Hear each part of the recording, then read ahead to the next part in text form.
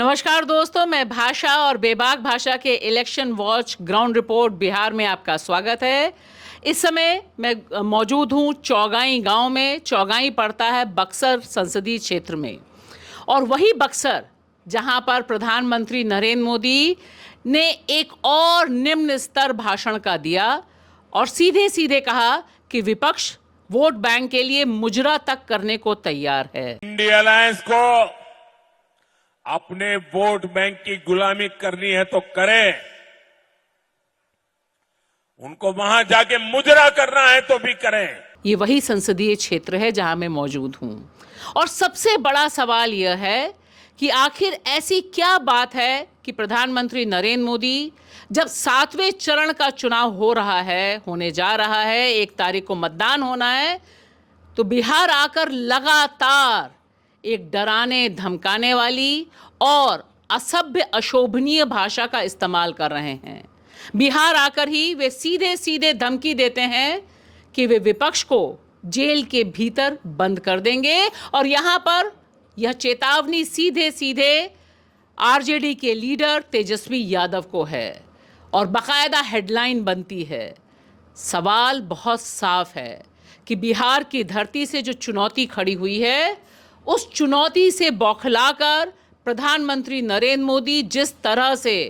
एक एक संसदीय क्षेत्र में अपना पूरा जोर लगा रहे हैं, क्योंकि एक बात तय है, 2024 का चुनाव माथे पर लिख कर आया है बिहार के कि जनता दल यू का खात्मा जमीन से और पॉलिटिकल सीन दोनों से होने जा रहा है। लिहाजा सारा का सारा दांव खुद नीतीश को भी मजबूर होकर यह बोलना पड़ रहा है कि यह चुनाव मोदी के चेहरे और मोदी के नाम पर हो रहा है, और शायद बिहार की राजनीति के लिए यह एक और बड़ा पहचान का संकट है कि एक तरफ तेजस्वी हैं, महागठबंधन है, उस महागठबंधन में लेफ्ट की ताकतें हैं, भाकपा माले की ताकत है जिसका इस पूरे इलाके में बहुत बोलबाला है, और वहीं दूसरी तरफ सिर्फ और सिर्फ भारतीय जनता पार्टी है, और भारतीय जनता पार्टी के पास भी आज की तारीख में बिहार में एक कद्दावर नेता नहीं है। लिहाजा उनके लिए सिर्फ और सिर्फ चेहरा मोदी बने हुए हैं। मध्य प्रदेश, उड़ीसा की राजधानी मिजोरम की धरती से, कश्मीर से, हरियाणा की जमीन में, जुहू बीच, मुंबई, हैदराबाद से,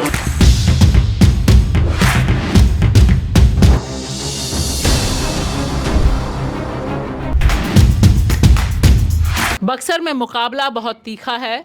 यहाँ पर आरजेडी यानी इंडिया गठबंधन की तरफ से सुधाकर सिंह हैं, और भारतीय जनता पार्टी ने ब्राह्मण कैंडिडेट मिथिलेश तिवारी को उतारा है। यह पूरा इलाका अगर आप देखें विधानसभा के हिसाब से, तो यहाँ पर जो डुमरांव विधानसभा है वह भाकपा माले के पास है, वहाँ से अजीत कुशवाहा विधायक हैं, लेकिन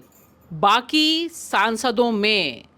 भारतीय जनता पार्टी का बोलबाला रहा है। 40 सीटें बिहार की, 40 में से 39 2019 में भारतीय जनता पार्टी और एनडीए के खेमे में गई थीं, लेकिन तब से लेकर स्थिति अब बहुत परिवर्तित हुई है, और इस बार महागठबंधन ने जिस तरह से ज़मीन पर जाकर बेरोजगारी को एक अहम मुद्दा बनाया है, महंगाई को एक अहम मुद्दा बनाया है, और रोजगार को एक अहम मुद्दा बनाया है, उसने अक्रॉस द बॉर्डर यानी तमाम जाति समूहों में, तमाम धर्म समूहों में एक नए ढंग के सवाल को पेश किया है। लेकिन सबसे अहम सवाल यह है कि जो दबंग जातियां हैं, जो बक्सर में एक बहुत अहम फैक्टर रखती हैं चुनाव में, क्या वे जाएंगी इस मुद्दे पर आरजेडी के साथ, या वे अपने परंपरागत ढंग से बीजेपी के साथ ही अलाइन रहेंगी। अगर दबंग जातियों में आप ठाकुरों की बात करें तो सुधाकर सिंह हालांकि आते राजपूत जाति से हैं, लेकिन यहाँ पर कम से कम इस गांव और इस गांव के आसपास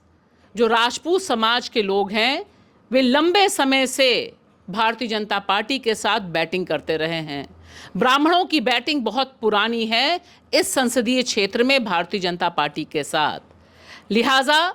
आरजेडी या इंडिया गठबंधन के पास उसका ट्रेडिशनल वोट बैंक है,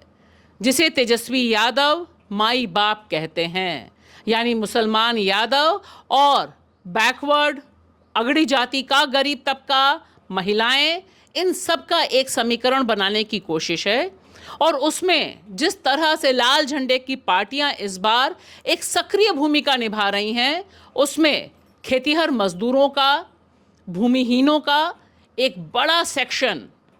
वोट देगा, ऐसी उम्मीद इंडिया गठबंधन को है। लेकिन चुनाव यहाँ पर बहुत तीखा और तगड़ा है, और जिस तरह से, जिस डेस्पिरेशन में प्रधानमंत्री नरेंद्र मोदी उतरे हैं बिहार की धरती में, और लगातार यहाँ पर भी एक कम्युनल कार्ड खेलने की कोशिश कर रहे हैं, और यहाँ पर एक डराने धमकाने वाली शब्दावली का इस्तेमाल कर रहे हैं, उससे ऐसा लगता है कि साम दाम दंड भेद सब कुछ अपनाकर प्रधानमंत्री नरेंद्र मोदी पूरी कोशिश करेंगे कि किसी तरह से भी यहाँ पर नुकसान को कम किया जा सके। एक बात तय है, बिहार की धरती में एनडीए गठबंधन और भाजपा को नुकसान बहुत तगड़ा होने जा रहा है। इससे भारतीय जनता पार्टी के कार्यकर्ता और नेता भी इनकार नहीं करते, लेकिन डैमेज कंट्रोल है, और उस डैमेज कंट्रोल की रणनीति के तहत ही प्रधानमंत्री नरेंद्र मोदी इस पूरे इलाके में इस कार्ड को खेल रहे हैं। लेकिन साथ ही साथ जिस तरह से यहाँ पर तेजस्वी, राहुल गांधी आ रहे हैं और दीपांकर भट्टाचार्य सहित तमाम जो इंडिया गठबंधन के लोग हैं, वे सभाएं कर रहे हैं और सभाओं के ज़रिए अपने कैडर को यह मैसेज देने की कोशिश कर रहे हैं कि हम सब एक हैं, लिहाजा हम सबका वोट उधर पड़ना चाहिए। ऐसा होता है तो यह मानना पड़ेगा कि तेजस्वी यादव का जो नारा है, बिहार से बीजेपी साफ है, तो देखना दिलचस्प होगा कि 1 तारीख और उसके बाद 4 तारीख को क्या गुल खिलता है बिहार से।